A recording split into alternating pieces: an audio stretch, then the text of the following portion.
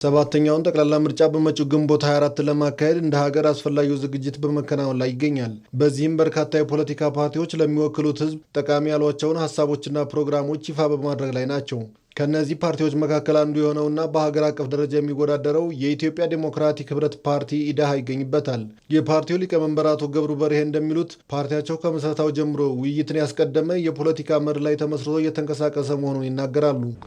አጠቃላይ የአንድ ሀገር ሰላም ዲሞክራሲያዊ እንቅስቃሴዎችም ተግባር ላይ እንዲሆን በቅንነት መቅረብና ለውይይት መዘጋጀት ነው። ፓርቲያችን ሁል ጊዜ አባሎቹ ሰላማዊና ዲሞክራሲያዊ እንቅስቃሴዎች እንዲያካሂዱ ከፍተኛ ጥረት ያደርጋል። ለዚሁም ነው ከተመሰረተ ከ1967 ዓ.ም ጀምሮ እስካሁን ድረስ አንድ ቀን በመጥፎ ድርጊት ያልተገለጸ፣ ያልተከሰሰ፣ ያልተወነጀለ ሰላም ያስቀድማል ድርጅታችን። ሰላማዊ ሀገርና ሕዝብን ለመፍጠር ፓርቲዎች ምሳሌ መሆን እንደሚገባቸው የጠቀሱት ሊቀመንበሩ የሰላም ፍላጎት ከፍላጎት ባሻገር በተግባር ሊገለጽ እንደሚገባም ጠቁመዋል። አንድ የፖለቲካ ፓርቲ ሰላማዊ ዲሞክራሲያዊ ትግል አማራጭ ወስዶ ሲመጣ በ5 ዓመት አንድ ጊዜ ነው የስልጣን ባለቤት ለመሆን የሚፈካከረው።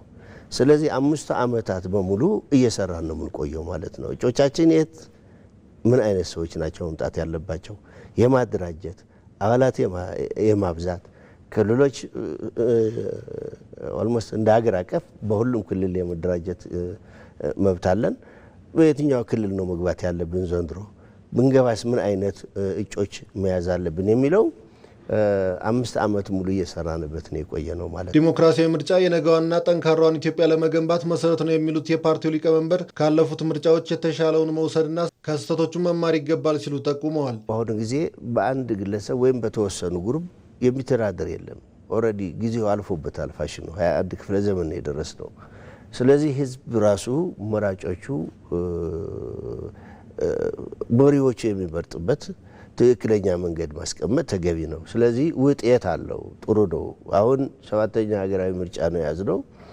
ይሄ 7ኛ ሀገራዊ ምርጫ ከእያንዳንዱ ምርጫዎች የተወሰኑ ውጤቶች እያየን የመጣ ነው፣ ስለ ሰላሙ ማለት ነው። ዞሮ ዞሮ ምርጫ ግን ለአንድ ሀገር ዋስትና ነው ብለን ነው የምናስቀምጠው። ለአንድ ህብረተሰብ ዋስትና ነው ብለን ነው የምናስቀምጠው። የፖለቲካ ፓርቲዎች 5 ዓመታትን ብቻ ጠብቀው ወደ ምርጫ መምጣት የመጨረሻ ግባቸው ሊሆን አይገባም ያሉት የኢትዮጵያ ዴሞክራቲክ ህብረት ፓርቲ ኢዳሃ ሊቀመንበር ገብሩ በርሄ ተቀዳሚ ስራዎችን ማከናወን ይገባቸዋልም ሲሉ ጠቁመዋል። ለምሳሌ እኛ እንደ ድርጅት